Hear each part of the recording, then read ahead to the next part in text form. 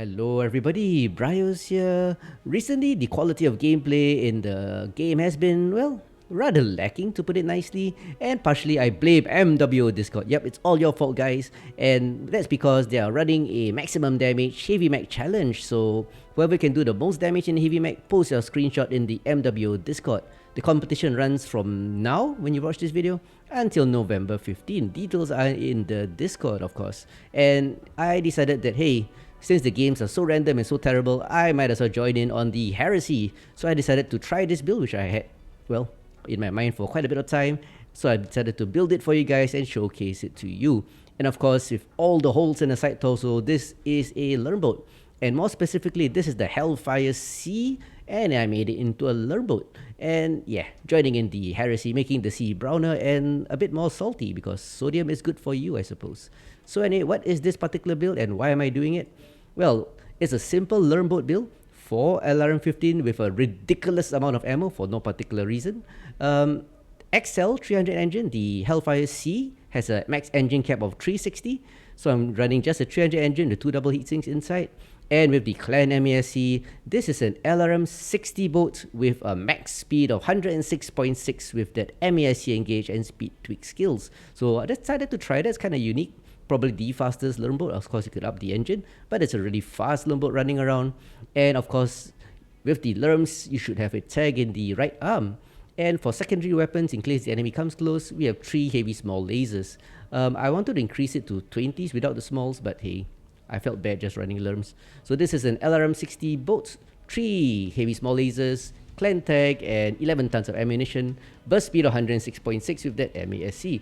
Pretty decent. I don't really do well in LRM boats, it's not my preferred game style, but I guess with the fast speed you can reposition and LRM quickly. So you might want to try this if you like LRMs, but please develop other playstyles because LRMs really stifle your growth and fun in the game. In the long term, that is. And of course, as for skills, lots of LRM related skills. 38 SPs into firepower going on the left side for 2 nodes of missile rack because that's the main weapon system. 2 nodes of missile spread to decrease the spread by 5%. Missile rack, by the way, I forgot to mention, gives you more ammunition. So a tighter spread, more ammunition, and all the other skills give you a heat reduction of 7.8%. It's kind of a hot build if you fire continuously. Cooldown of 4.8 to make you fire just a little bit faster. Range of 7% increase is not that important, but with the LRMs you want an increased velocity of 15%. So you can really shoot and scoot, let the missiles reach there faster so you can redeploy. Yeah, it's a LRM boat, so no survival. I decided to allocate the points elsewhere. The best thing is not to get hit. That is the most survivable thing. And to get that beautiful burst speed with the speed tweak, 3 nodes of speed tweak if you go 16 SPs on this side, which is definitely my favorite combination or configuration for mobility 3. XL bonus of 10.5%, DCL bonus of 14, and a turn rate of 24. All this before the MASC kicks in. So it's actually really darn maneuverable. So you can stay at the fringe behind the front line, supporting the front line, and just keep lobbing LRMs. As you get pushed, and you will get pushed, you can run away pretty well, but still you're gonna get hunted and chased down because nobody really likes LRM boats. So operations 320, that's for 5 nodes of cool run for 10% increase in heat dissipation, 5 nodes of heat containment to increase the heat capacity, and a whole bunch of other skills. To make this a proper LRM boat, you'd really need target decay. So with only 3 nodes of target decay, I have a 2.1 second increase to the time when I hold the locks after they go behind cover, which is pretty useful. If you want to make LRM boats, sensor 3 is actually, sensor range is pretty important. It increases your range, which also decreases your lock-on time. But I'm kind of starved for SPs because I'm spending in other things like auxiliary, 10 SPs in auxiliary for 2 strikes and cool run. Correct. What am I talking about? Cool shot skills. Yep. So you got 2 enhanced cool shots and 2 artillery strikes. So that's it. That's a very simple Hellfire C build because in red because it goes faster when it's red, I suppose. And lots of LRMs. You could run LRM 80s, but I decided to go for 60s with more missiles and a bigger engine. So that's it. So do give this a try if you like LRMs, I suppose. But yeah, don't stick on to LRMs. I will rant on LRMs another time. Oh, by the way, I'm also running a custom CFG file to optimize the performance of the game. But maybe I'll talk about that another time after I do some testing. So with that being said, let's get down to some gameplay and I'll show you this LRM boat in action. So let's go. For the first showcase match, it's a match on Viridian Bog, a map with lots of terrain and cover which honestly doesn't really favour LRMs so much, but with enough experience and good positioning, you can still get lines on the enemy and throw those LRMs, whether direct or indirect. Talking about direct or indirect, always move out in the team as I'm what I'm doing right now. Keep them company and shoot what they're shooting. That's the best way to play LRMs. Do not hide behind. But as you can see, we are already making contact with enemy. Frontline is already trading, so I'm going to keep them company just behind them and give them some missile support. As you can see, I'm trying to target the mechs moving in. Trying to focus on assaults because they can't dodge the missiles. Careful, Javelin. You can't dodge it that well. Javelin takes a bit of damage from my missiles, but at that range, not that much. Tag actually gives you away your position, so try not to use it too much. Some people actually use a macro to keep it always on, which I don't really favor. So use it sparingly to tag, and when the missiles come in, tag them again so you can get the tag damage, what do you call it, achievement. Left. Left. So at the beginning part of the engagement, it's always hard to learn people. So take your time, be patient. That's because the enemy ECM is still really active and strong. So but once the team spreads out and dies, the ECM mechs get taken out, you can do a lot better. So here we are learning a Marauder, that's Tugbobo. Here's a Twitch channel, nice guy, really nice guy. Here's a tugboat, he plays from his tugboat. So his Twitch channel link is in the description below. But excuse me as I try to lure him to death. So anyway, enemy is balling up, trying to push through. Using the cover of this hill so I can fire indirectly. As I always say, keep eye out on friendlies near you. Calling out the target Alpha. Jip Fu takes a whole bunch of missiles. He's taking cover. So, gonna do what I can. Actually, if you look at the minimap, I've got a whole bunch of friendly people in my team hiding in the rear. I don't know what they're doing. So I'm staying with my frontline as you can see from the minimap.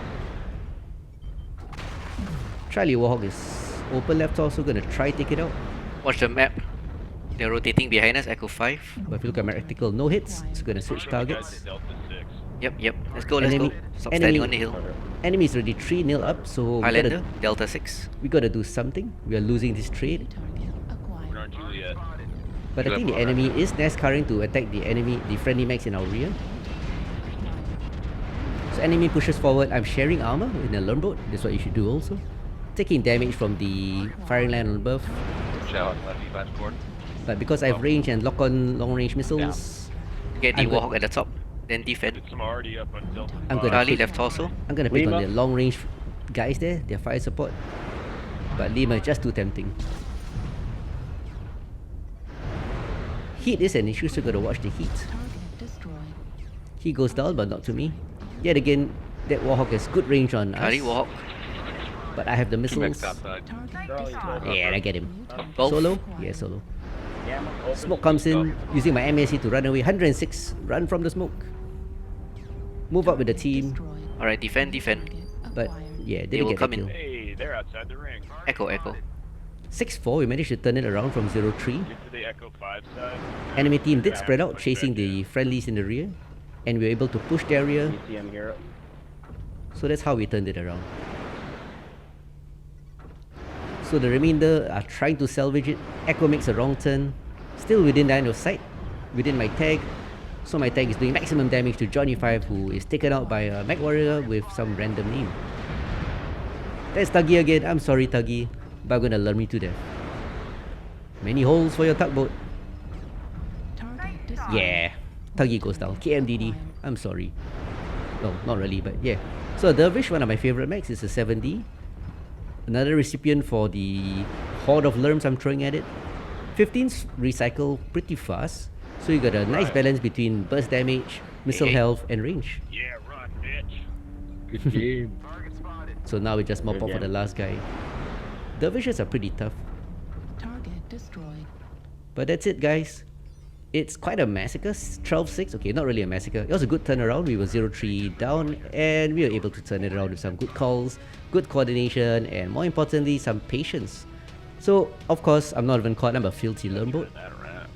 So this was a fun match. From 0-3 down, we won it 12-6 and I did 1172 damage, 4 KMDDs, 2 kills, and just laying into the enemy with lock-on long-range missiles with a max score of 660. Very filthy. So let's go on to the next match. So coming from 0-3 down and winning it 12-6 is always a nice feeling. And still doing 1100 damage and 4 KMDDs with LRMs on Viridian Borg is just icing on the cake. Imagine if I had that match on Polar, how much damage I could have done. Imagine if I had a Narc Raven, how much more damage I could have done. But it is what it is, and it was a great fun game, albeit with LRMs. But right now we have the second match and it's on Alpine Peaks, a map I actually voted for. And by the way, on this particular map, we started in the southwest corner of this map, and a good place to hold is the Fox 8, or rather the Hotel 8 Golf 8 region, as you can see right here.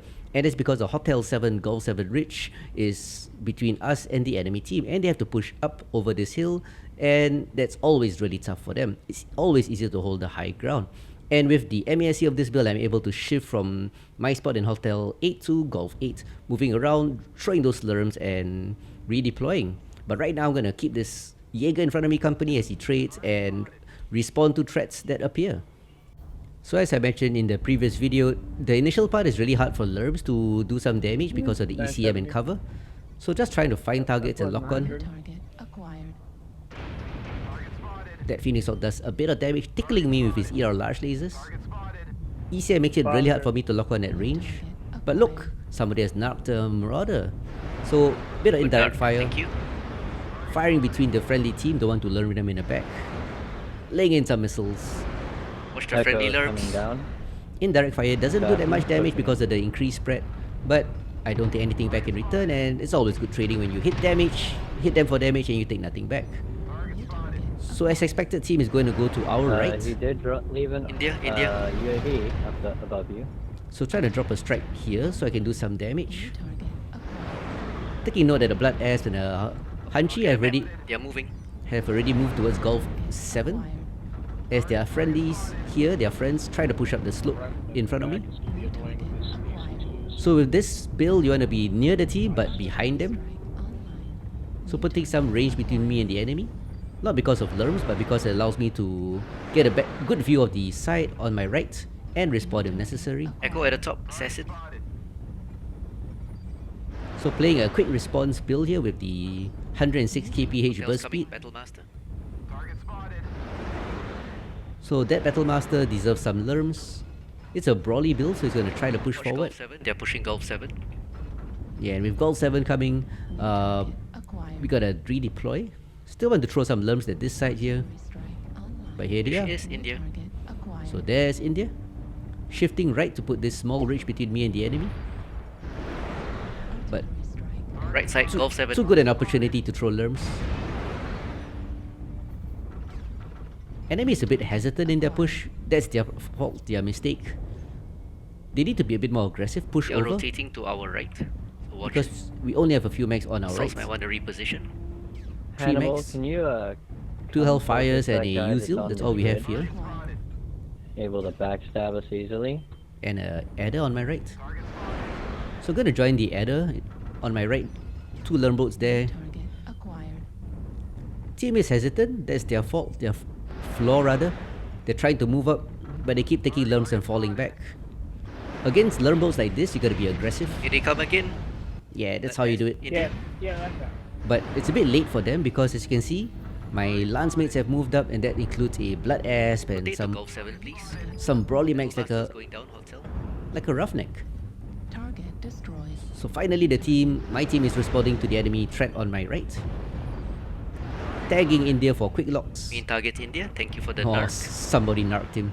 New But target under ECM, we lose it. So ECM does prevent narcs from working. acquired. India main target. They are staying together, but their push is stalling, and we are Friendly Adder. Watch through for my tag beacon. we India. are 2-0 up. So it's time for us to be a bit more aggressive. India really tries his best to push forward Lighthouse, but Work. pushing alone against LRM boats and my friendly team in front of me right now is just suicide. 3-0, you can more or less say the enemy team has lost the match already, because they have taken too much losses. They're trying to push Kilo up left on also Nova Cat.